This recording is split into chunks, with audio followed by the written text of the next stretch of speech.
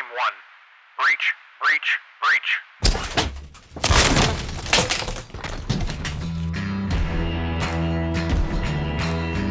You're listening to Breach Your Mind.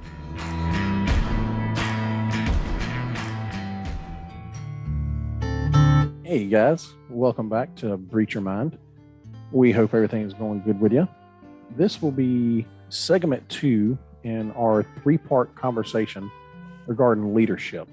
And if you recall from the first segment, we talked about those that were up and coming, those that were aspiring to be leaders, whether or not you were trying to be a official leader moving up through the ranks, whether it's in a private company, whether it's in law enforcement, or wherever your job is, it doesn't matter.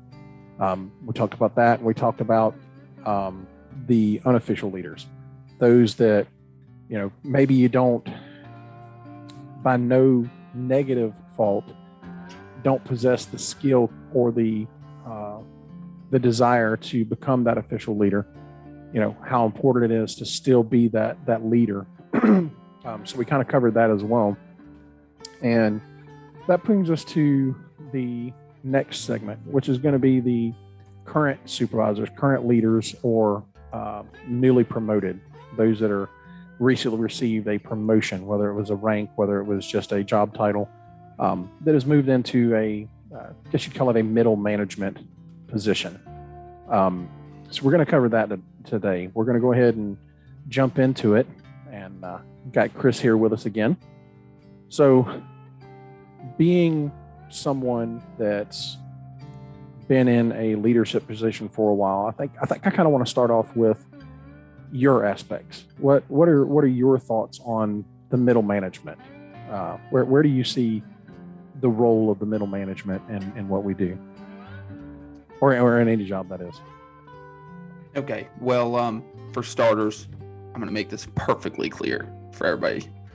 I've never held a middle management position. I've never had the shiny brass on my collar or anything on my sleeve that says, hey, I'm in charge. But I think I have a good understanding of what right looks like. I've had bad middle management, and I've had excellent middle management. So, from my aspect, from looking, being the follower, being whatever you want to call me, somebody that takes not only, how do I put this? They not only know their job, right? Because I think that's key. We talked about that in the previous segment, where it's key that person knows their job, right? Yeah. And I respect you a lot more if you are, willing to say, hey, I know a good bit about my job. I'm proficient in my job, but there's stuff that I don't necessarily know. Mm-hmm. And you're willing to accept that and say, hey, I don't know freaking everything. Yeah. Which is kind of what you were really good at. You were like, hey, I know enough to get me by. You know what? This person, I'm serious though. This person knows this person. All right, I'm going to go to him, or I'm going to go to her. That's a fair way of putting it. It is. Or the best is, hey, Sarge, I got a question. Oh, man, I have no idea. Give me a minute. I'll call you back. Yep. And guess what you would do? You would go read about it. You'd go look into it. You might call somebody that is above you and get, confirmation on whether or not that's okay. And that's the guy that says, I know everything. I've got these stripes. I've got this cool collar. I've got this title and I know everything. Negative. Yeah. There's no way. There's no way. I definitely agree with that. I've never hid the fact that I don't know everything. If I had questions about certain criminal procedures or interdiction or things along those lines, as well as I do, I'd come to you and be like, hey, dude, this is kind of what I was thinking on this, but what's your take on it? And that's just because that's kind of where you focused your career and focused your expertise, if you will. And or lack thereof. Yes.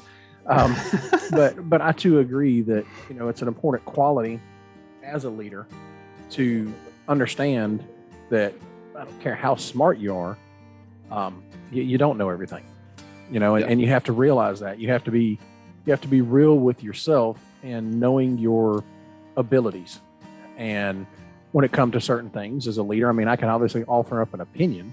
You know, you and I, me, you, and one of the others on the shift had that conversation about the legality of approaching someone's or going into someone's yard to ask them a question about something that happened before, and the other individual saw it one way and I saw it a different way. I'm like, I get it. And I don't remember which doctrine it was where you know, you were talking about manipulating. We were talking about, I think we were talking about, you know, touching the hood of a car and feeling the heat. You were saying you were manipulating the thing. I know that was a big conversation we had on that. Yes. But you know, it's important as a leader, whether you're newly promoted, whether you're currently in that position. I think it's important to know that you don't know everything. You know, you might know a lot. You know, there are, you know as well as I do, there's a supervisor I'm thinking of right now. This guy is super intelligent and makes me feel like an idiot almost every time I freaking talk to him. He's super intelligent, but even he'll admit, you know, I don't know everything. And I think that's really important, because as soon as you start buying into your own BS, as soon as you start, you know, believing that nobody can tell you anything, well, then your leadership just goes down the drains. Because in my opinion, as a leader, once you start feeling like that, you start stripping away what those you're working with can offer up. You know, you're blocking off any of these newer ideas. And just because when I was coming up in the career field or any profession, just because it worked a certain way or, you know, got the outcome you wanted at the time you were doing those things, times change, people change. And you have to understand that you didn't come up in those other generations. You didn't come up in those younger years. There's not a huge age gap between you and I, but there's enough of an age gap between us that there is. Look at me. You're pretty old. Yeah, I am. Not quite antiquity level, but I creak when I walk. It's fine. But there's an age gap between us that, you know, I joined law enforcement in 2006, and times were vastly different then. You know, we're talking before Ferguson and a lot of other things. Times were vastly different then. And I was a freshman in high school. Yeah, thanks for rubbing that in. I think I was 26 then. But even when I got in, you know, you know as well as I do, we worked with a bunch of guys that started their law enforcement career in the 70s or the 80s. And looking back at those guys, you know, things were vastly different back then. You know, the law and perception and everything about our culture and society has changed so much. You know, it's changed a lot just in the 15 years that I've been doing it. It's changed in the time that you've been doing it. So if you develop that mindset that you know everything or you know how to do everything, you close off everything else. And then what that tells your subordinates or the people you work with, or however you want to phrase it, what that tells them is, well, you know, I can't go to this person. I can't trust this person. There's nothing I can't win an argument. I can't win a conversation. And my ideas don't mean anything. And to me, as a leader, now you've started to devalue yourself and you start to have a breakdown amongst your group, you know, and that quickly turns into a us versus them situation. You know, it quickly turns everybody that you supervise, it very quickly turns them into, well, now we got to worry about, you know, making the boss mad. And and that's not effective. That's not effective in business. It's not effective in our career. It's not effective in just about anything. I mean, there's obviously those situations where, you know, there's no choice but to go with what comes down the pipeline. But for the everyday run of the mill stuff, you know, it winds up truly negatively affecting everybody, in my opinion. Yeah, no, I 100% agree. You don't want to be that supervisor or that leader where when, you know, when everybody sees you show up, pull into the parking lot, they're like, ah, shit, he's here. You know, you don't want to be that guy, you know. You want to strive to stay as far away from being that guy as possible. And hopefully we can kind of help people out with giving them some ideas of how to do that. And that kind of leads me to my point that I want to touch on. And you did a really good job about it. I've had some other leaders that have done a really, really good job about it. And that's getting to know your people. Yeah. You know what I mean? Not on a work basis. Not just on the work basis, but, you know, get to know, you know, their family. I'm not saying, you know, kind of like what I said offline, you know, that I'm not saying you got to go eat dinner with them every night or, right, you know, go to sleep on the couch with them. You know, that's not what I'm talking about. Yeah. I'm saying, you know, it goes a long way when, I mean, at least for me, where it's not, you know, you don't just call me by my last name. When you see me, you might say, "Hey, Chris," you know, or, well, I mean, you give me that eye roll. Let's be honest. I'm calling you Chris just for the podcast. I feel I feel 100% awkward calling you by your government name. I mean, I get that, but you gotta understand where I'm coming from. It goes a long way. You know, how's your wife? How's the kids? You know, share some stories about family. That's always good. But it also helps when those guys come in, and if you know them well enough and they're not themselves, yeah, you can say, okay, something's up. Yep. Let me just double check on them. That goes a long freaking way.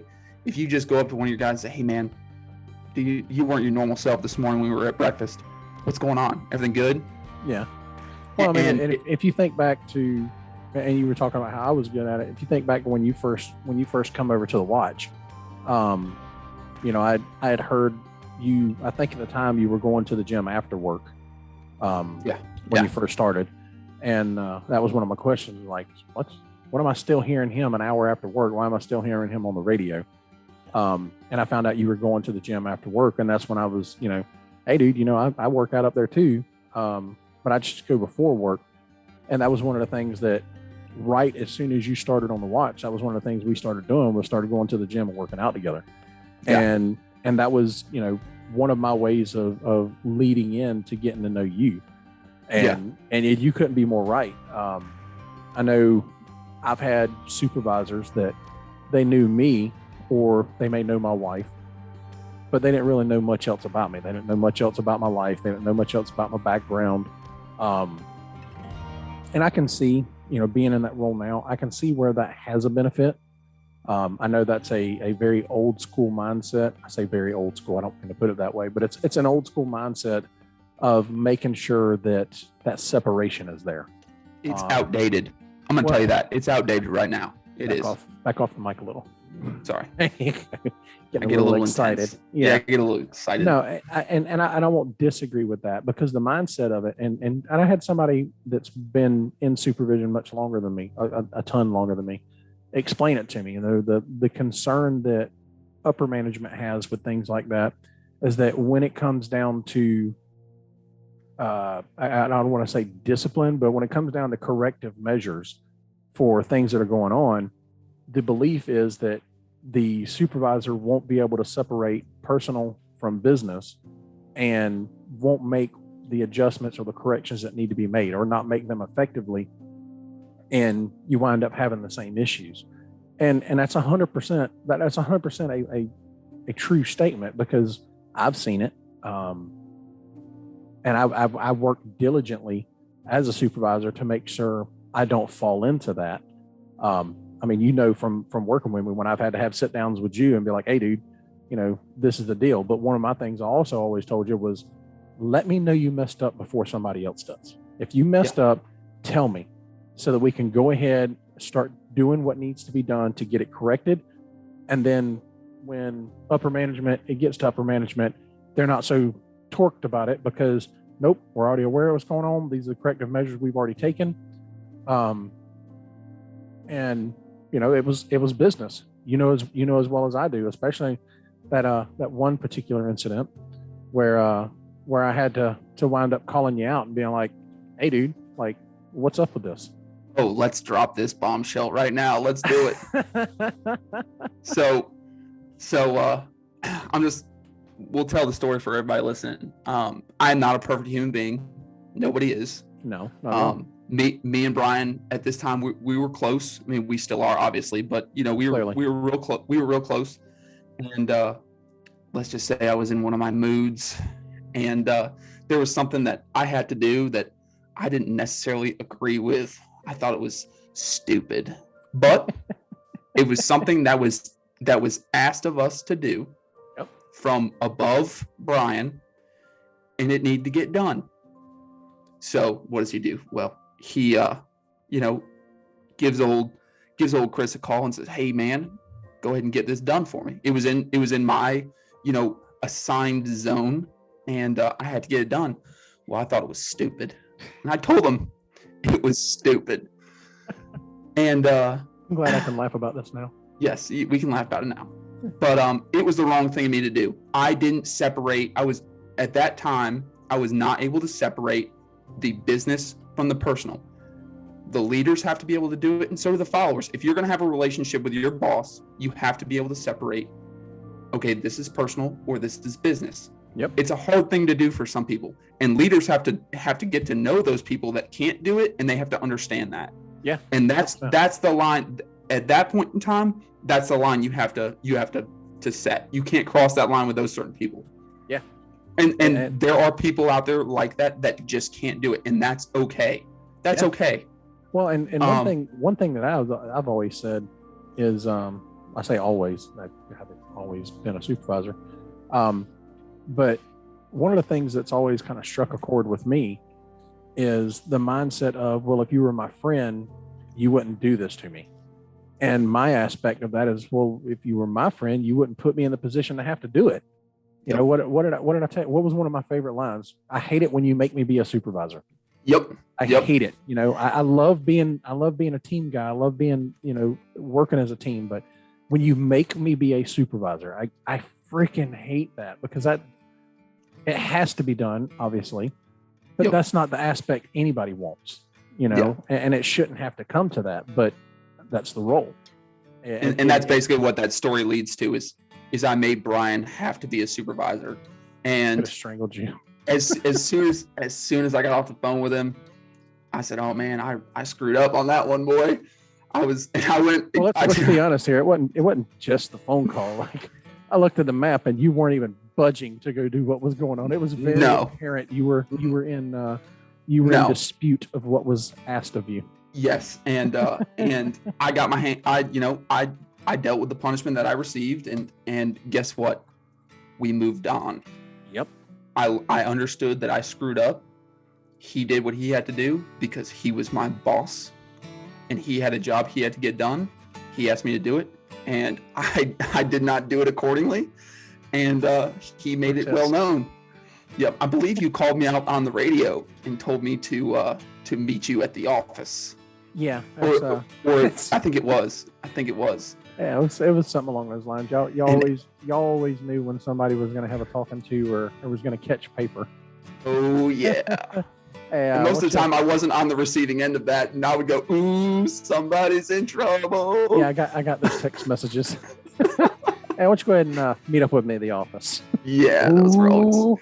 And that's always that's a pattern thing. That was because typically if I had something I was going to say that wasn't necessarily official, it was usually pull up next to you and, "Hey dude, what's going on?" Whatever. But it had to have that professional standpoint of being in the office and handling it that way. Yeah. So we talked about the leader needs to get to know their people. Yeah. To an extent, and I. Like we said, I think that idea of separation and not being able to do be the boss and bring down punishment, I do think that's an old school way of thinking, and that's fine. Some people like it that way. Yeah, and it's honestly still a real thing though. I mean, I said, I've seen it of other supervisors that I've worked with that when they needed to come down on somebody that they were friends with, it was very apparent that it was uncomfortable for them. Well, it not only was it uncomfortable, but it didn't happen. You know, Yeah. the correction wasn't made. It was, oh yeah, I talk with him. I talk with him. Well, And- they're still doing the same thing. Like what what are we doing here? And that's where you get into the issue with the rest of the people that you aren't maybe not as close with. Yep. And you see them, you know, they're getting punished for what that guy or that girl just did, but Yep. they didn't get punished. Yep. That's when you start really running into issues. So you Oh, yeah. definitely have to make sure that you can draw that line in the sand, and they can draw that line in the sand and understand, hey, it's not personal, it's business. I got to do what I got to do. Quit screwing up and making me be a freaking supervisor, and we wouldn't have to worry about this. I mean, heck, I've even got bosses, and you know, mine have had to call me in and be the supervisor, and it sucked because I'm close with them. But it had to be done, you know. Yeah. It does. I've been on that receiving role of having people that I'm close with outside of work, but they're also professionally my supervisor. You know, I've had to have them come down on me, and you know, we were still able to separate that business and personal. And like I said, I understand what you were saying, the outdated mindset. I completely understand it, because it is still very much a thing. There are people that cannot separate that business and personal aspects of it. You know, I got no problem if I got to chew your butt out. I got no problem chewing you out, and then us going grabbing lunch together. That was then. We got to put that behind us and move forward. You know, Right. we're correcting an issue, but that doesn't change anything. Now, Right. And as a supervisor, I think it's important to realize if somebody cannot separate it, because you have those individuals that are assigned to you that are unable to separate that business and personal, you know, and it winds up affecting your personal relationship. And as a supervisor, as much as that sucks, you know, you got to look at them and be like, hey dude, like, we're done. Like, I can't hang with you anymore. I can't, you know, I won't be, you know, doing the things that we were doing before, because you can't separate this. You can't see this for what it is. This is a business thing. Personally, I still like you, you know, but as a supervisor, as a business atmosphere, we can't keep doing this. And Right. it's important for the supervisor to recognize that, you know, they have to be mature in themselves to recognize that, and to be able to cut that link if that's what has to happen. If you got to cut that string, man, you just got to cut it. You know, Yep. is it going to suck to lose a friend over it? Sure, it will. I know I don't like to lose friends unless you really upset me. But that being said, it's business, you know. Yep. And a lot of us, I believe, you know, the vast majority of this country, we need our paychecks. And I'm not going to lose my paycheck just to make sure you feel good about yourself, you know, and me and you can still go and have a beer later on. I'm not going to do that. Yeah, that's on that person. If they can't separate it, that's on them. That's not on you. And I think you're right. You do have, if you realize that, you do have to cut that tie. It's just something you got to do, and it's unfortunate, but it's not your fault. Yeah. It's they can't separate that. Yeah. Oh man, I had something I wanted to talk about. I lost my train of thought there. Well, something I'll bring up, it's kind of along the same topic of something we covered earlier, is talking about the aspect of not, you know, understanding that you don't know everything. Was listening to a podcast one day, and I obviously have my own supervision style, my own leadership style. But I know it's not unique. And I was sitting there looking for a podcast to listen to, and I actually wound up by happenstance coming across one of Jocko's. And he was talking with Major J. Tate, and they were actually talking about leadership. So I'm like, hey, you know, this kind of, I knew we had this podcast coming up. I knew we were going to cover this topic. And I was like, hey, you know, maybe there's something for me to pull from that, you know, or if I didn't pull it for the podcast, something for me to learn, because you still got to be willing to grow. You still got to be willing to understand that you can always be a better leader. So I was like, well, let me go ahead and listen to this, man. And the fact that it was only like 7.5 minutes, 8 minutes long, you know, made it even better, because, you know, I could get right to the meat of what I was wanting to hear. And what they were talking about was a facilitative leadership style, And in that, Major Tate was discussing the fact that, back when he was in service, and he was in that leadership role, he would call in all of their pilots and they would go over the operation that had to be conducted. And he would say, look, this is what our goal is. This is our operation. This is what the goal is. How are we going to do it? And he would let the members of the squadron develop the plan. They would argue and bicker it out and discuss it and work it over. And before anybody knew it, they had an operational plan that they could execute. And it wasn't that he came up with the plan. It was an operational plan that the group as a conglomerate developed.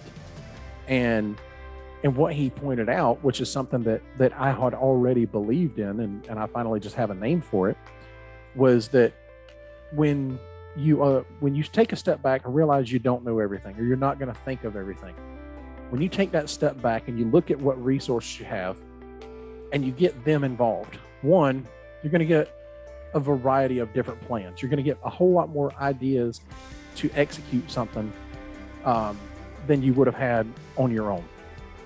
And then on top of that, along with coming up with an executable plan, what you wind up doing, and it's a side effect of doing this, is when you allow the group to help drive that plan, you wind up making them feel involved.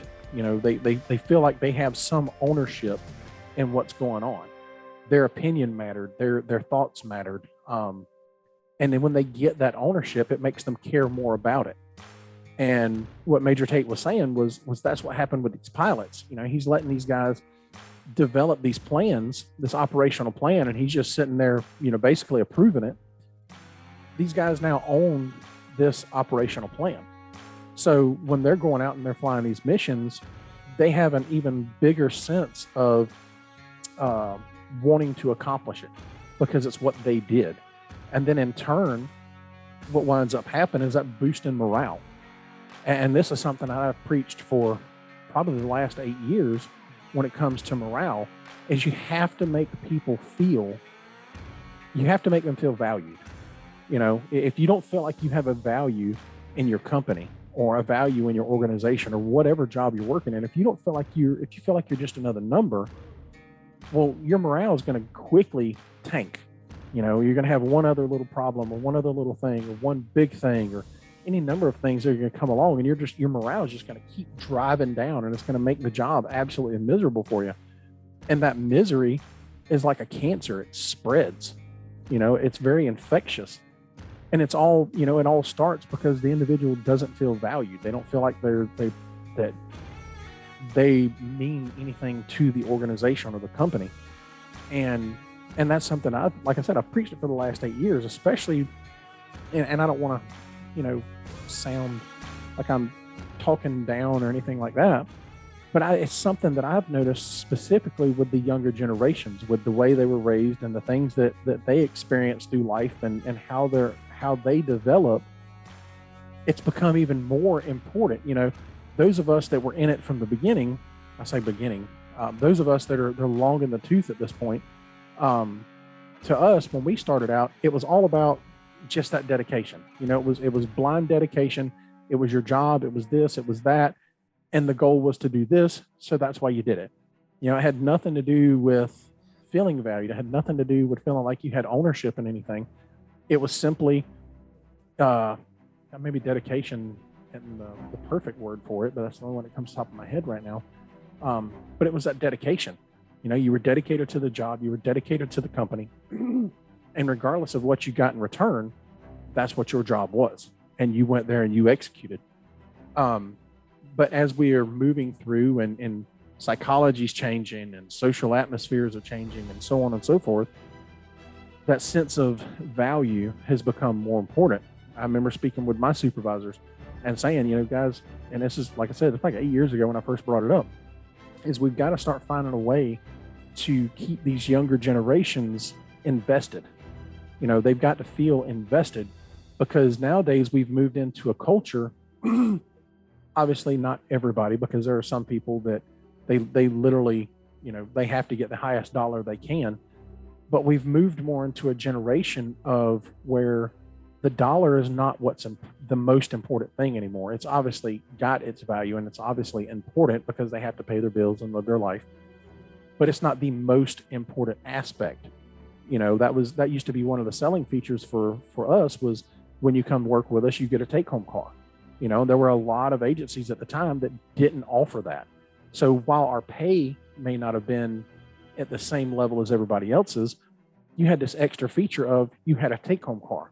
As soon as you walk out the door, jump in the car, get on the radio, and you go in service, you can immediately start responding to calls. So it was a mutual benefit between the individual and the agency. To the individual, they've got a business ride that they can take to and from work. It made it easier to come to work. You didn't have to worry about the wear and tear on your own vehicle and yada, yada, yada.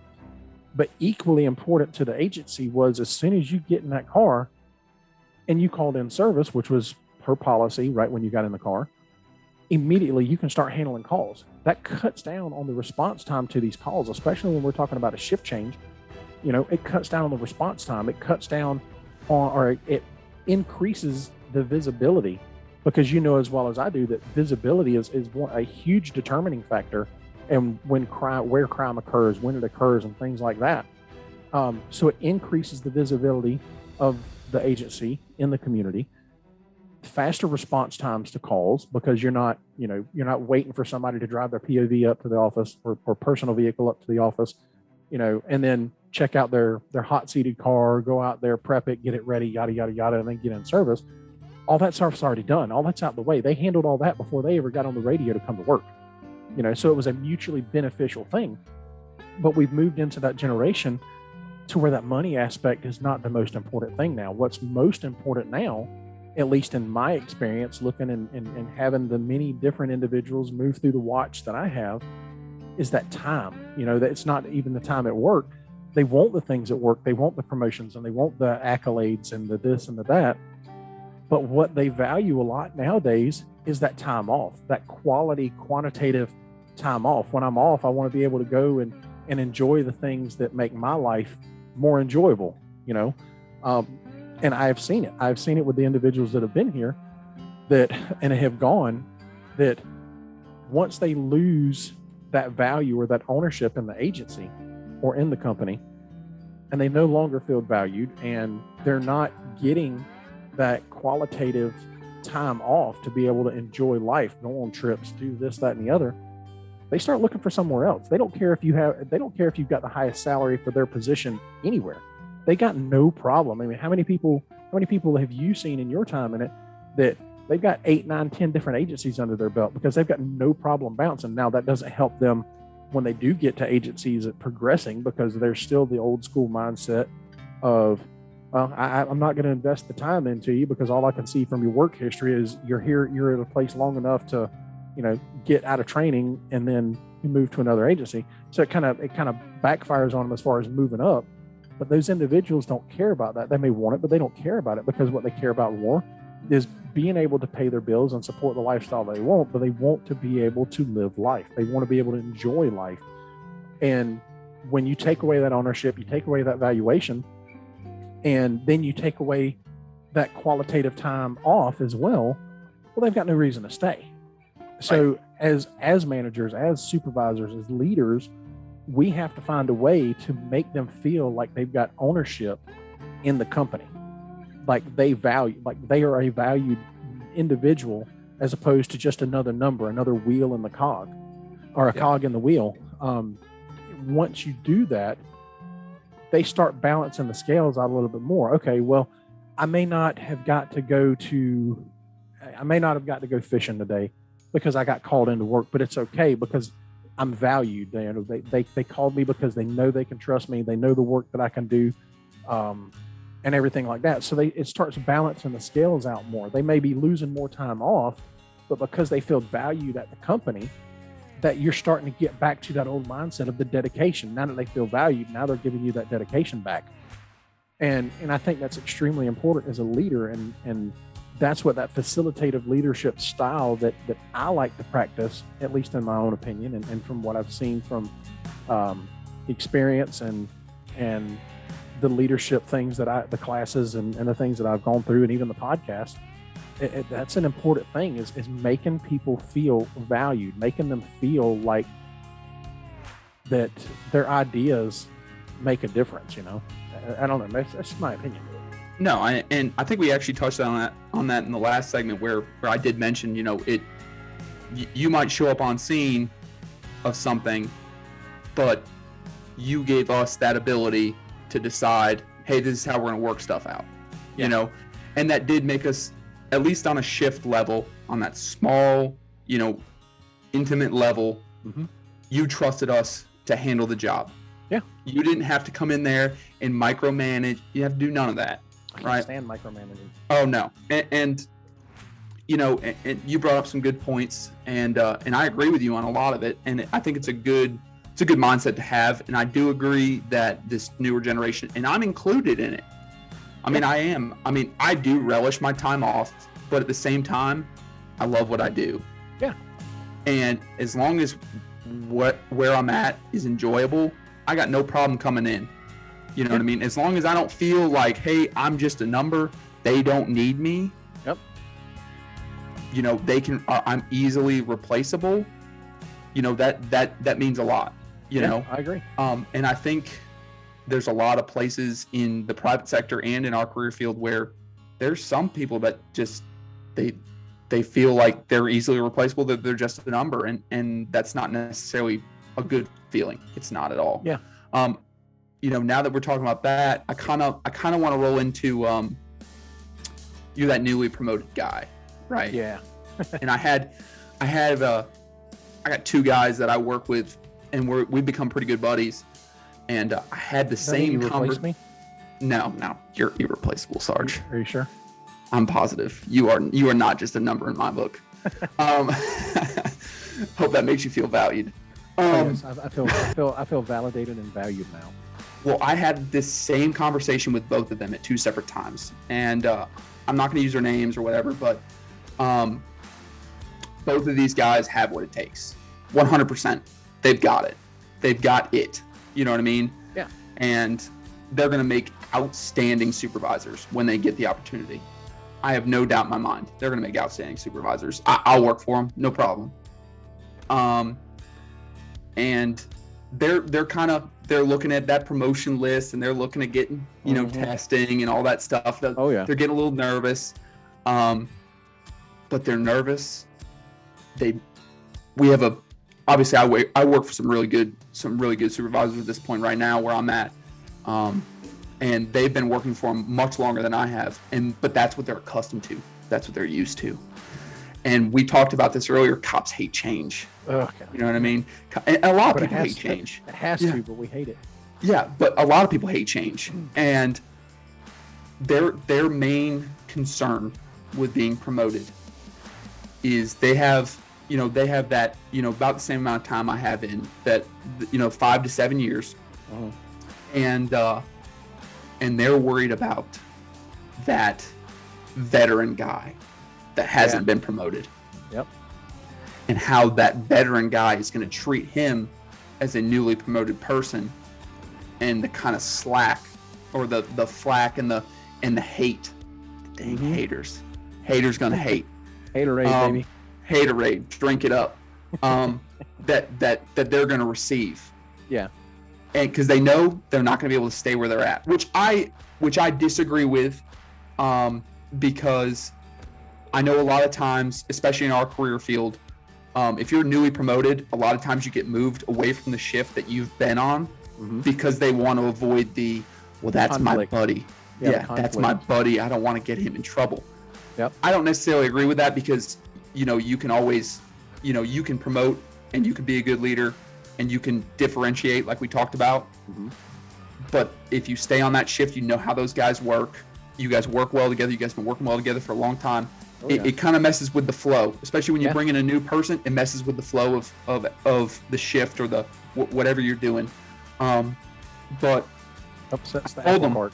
Yeah, it messes up the apple cart. But I told them, I said, you cannot worry about that. Yeah. And I told them this is exactly why. I said, I've experienced it.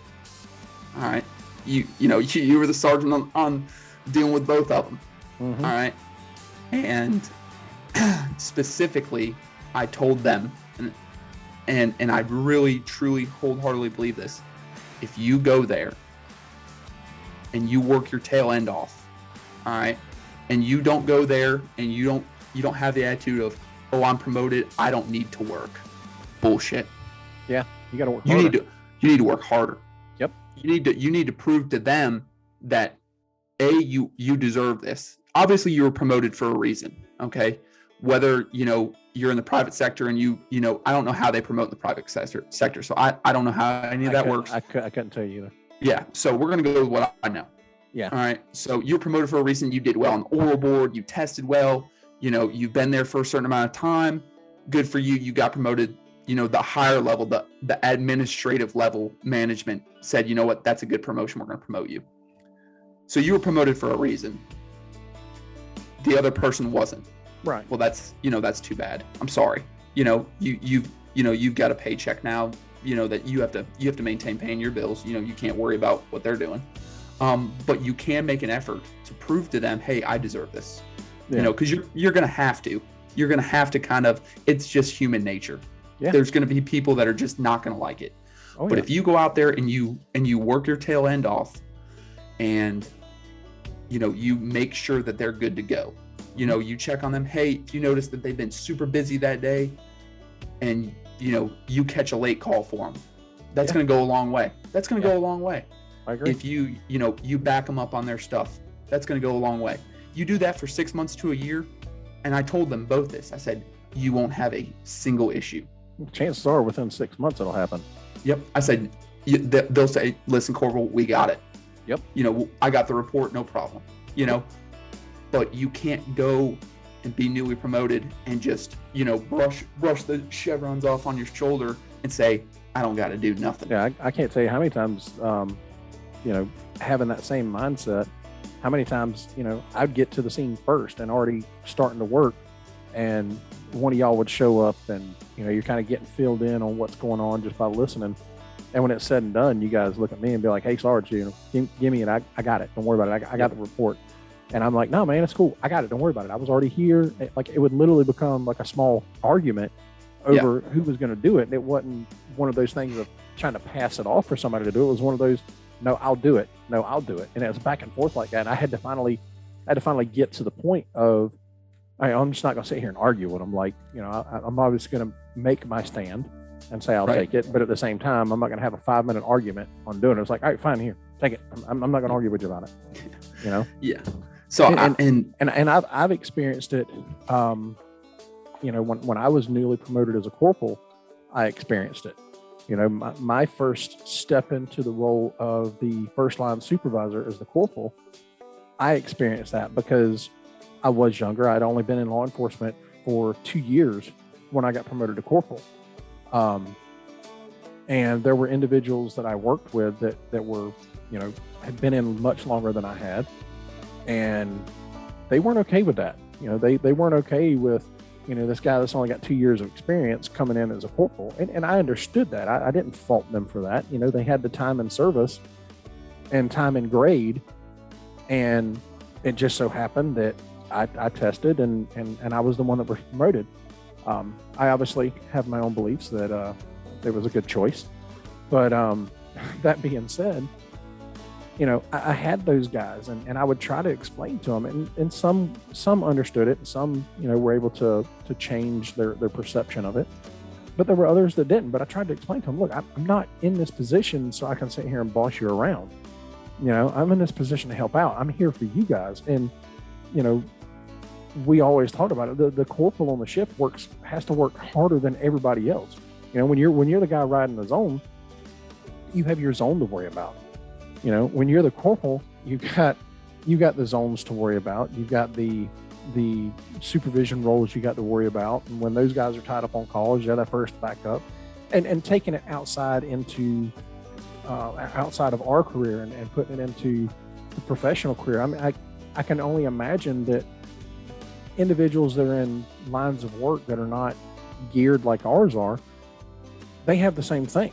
That newly promoted individual has now got people on their team that have been doing the job for 10, 15 years. And now they're going to be looking at them, and how are they going to tell this veteran, in graphic designs or whatever, how are they going to sit there and tell this person, well, this is how we got to do it. The only way to approach that is make sure, one, that how I approached it, I'll say, was make sure, one, you acknowledge their time, you acknowledge their experience, you acknowledge their knowledge, period. You made sure they understood, look, I'm not here to try to be the boss. I'm here to help. And once the majority, because like you said earlier, there's some people that they're not going to get past it. But for the vast majority, once they were able to see that I wasn't there, even at 2 years in, and I don't know anywhere in law enforcement, they'll look at somebody that's only done the job for 2 years as, oh, that's somebody that's competent to be a leader. But once I was able to convince them that I wasn't there to try to be the boss, I was there just to help, things got a lot different, and I don't remember how long it took, because it's been so long now. It probably took some time though. Yeah, but it wasn't overnight. No, by no means. But once they understood, look, I'm going to work just as hard, if not harder, than you. I was still running traffic. I'm still writing calls. I'm backing them up on everything. I'm seeing that they're 2, 3, 4 reports in. I'm seeing they're 2, 3, 4 reports in. And I'm like, hey, won't you go ahead and code 5, or, stand down on that call. I'll take it. And you just worry about what you got. I'll call them on the phone and be like, hey, don't worry about it. I got it. You've already got some reports you got to knock out, and no sense in you getting bogged down in it. I got it. And once they realized that that's what I was for, then it all changed. It all changed drastically for me. Yeah. And let me tell you, when you see somebody that does that, I mean, from the follower standpoint, that goes a long way. I mean, it really does. And you really want to say, that guy, he's got my respect. And, I can kind of be a butthole sometimes. And I don't necessarily give everybody, I've been trying to work on it, but I don't always give everybody the chance. Yeah. And I think once I give that person the chance, and I really make an effort, as long as you put forward that same effort to do what's expected of you, and don't try to dodge it because you got newly promoted, good for you. You still have a job to do. Yeah. You know what I mean? Yeah, do your job, and don't make my job harder. Hey, as long as you can do those two things, I'll follow you to the end of the earth. Let's go. Yeah. But I think I don't know about you, but I think we touched on pretty much everything. Obviously, lead by example. We just kind of touched on that. Yeah. Work hard and know your job inside and out. I mean, I think there's nothing worse than somebody that gets promoted. Yeah, they got promoted for a reason, whatever that reason may be. They may have tested really well and done well on the oral board. But if you don't know your job, and the people that are under you know that you don't know your job, you're not gonna get the respect. So know your job. Take pride in what you do. Seriously, take pride in what you do. Know your job, and that goes a long way. We talked about getting to know your people, getting to know their families more than just at work. Get them to know. Go. Like you said, go break bread with them.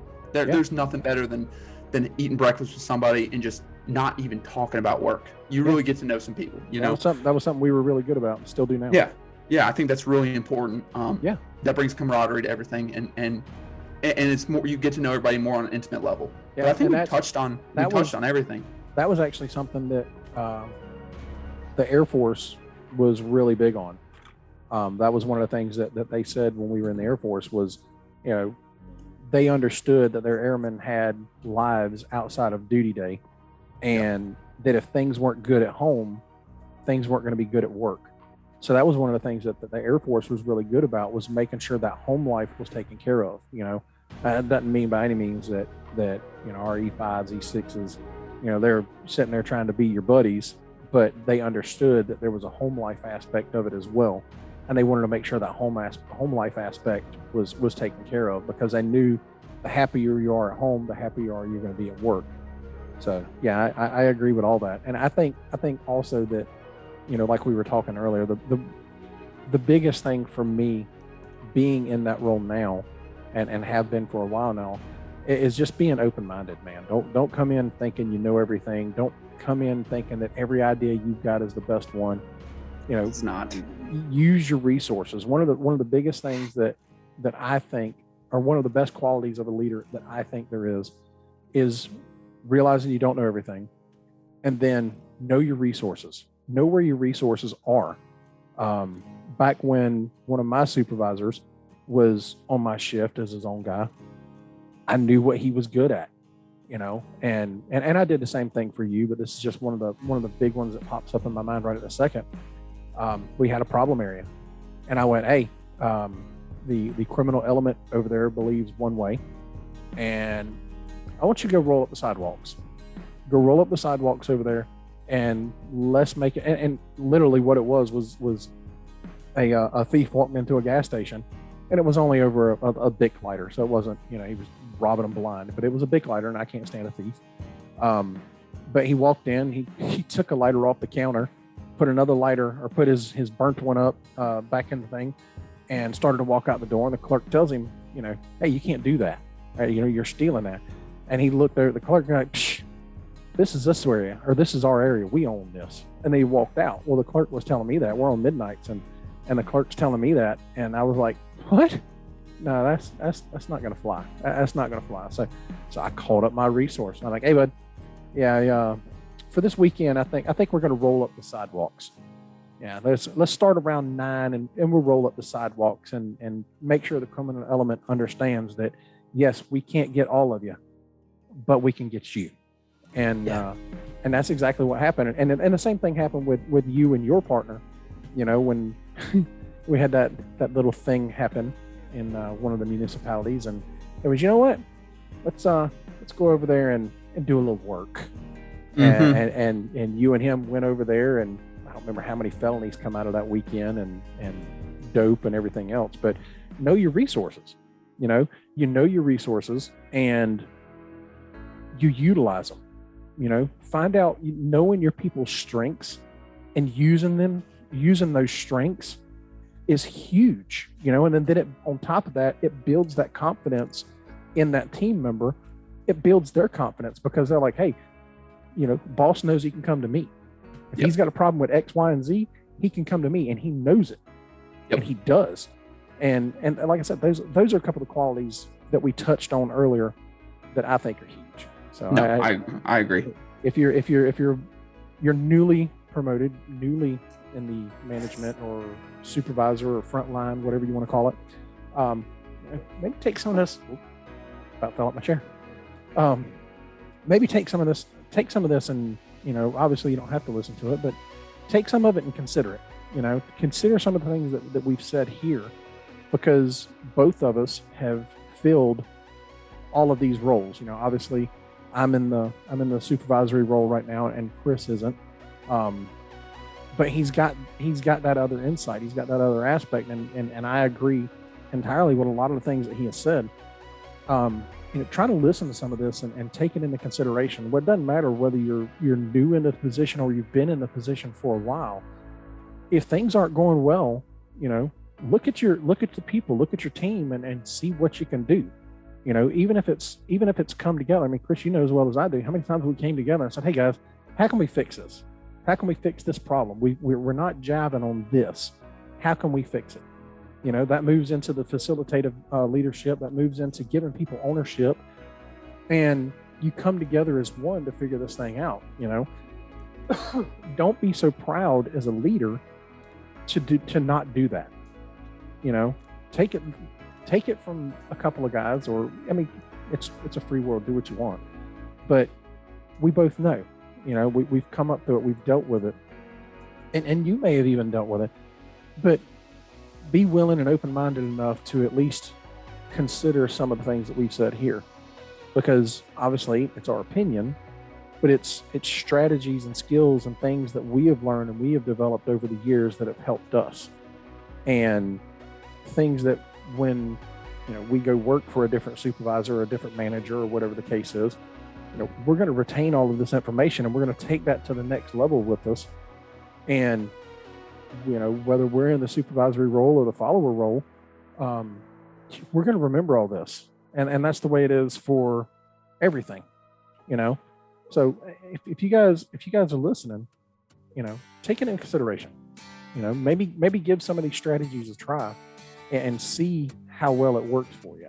In my humblest and honest opinion, I think if you start doing some of these things, if things aren't going well for you, I think if you start doing some of these things, you're going to see a vast improvement. Your morale is going to come up. Your quality of your product is going to become better. And I think you'll start seeing a lot of positive changes, and it's not going to happen overnight. So be patient with it, but give it a shot. Just give it a shot. Yeah, absolutely. Yep. Well, Chris, you got anything else? You know, brother, I think we covered a good bit. I think we did. I think it's about like everything and every conversation we've ever had. We keep going on and on about it, but I don't want to eat up too much of people's times. So, guys, like always, we really appreciate it. We appreciate the time, and we appreciate the support that you give us in doing all this, whether it's sending us messages or whether you're telling us that face-to-face over the phone or through text message. We really appreciate it. We can't say it enough. Don't forget, we are on multiple platforms at this point, both with the podcast and with the social outreach, as far as you guys giving us some of the topics and ideas that we're going to develop the show around. So don't be afraid to reach out. Look at the podcast page, and it's going to have a lot of our links as far as our social goes. Hit us up, man. Let us know what's going on. And until next time, we'll see you later. Have a good one.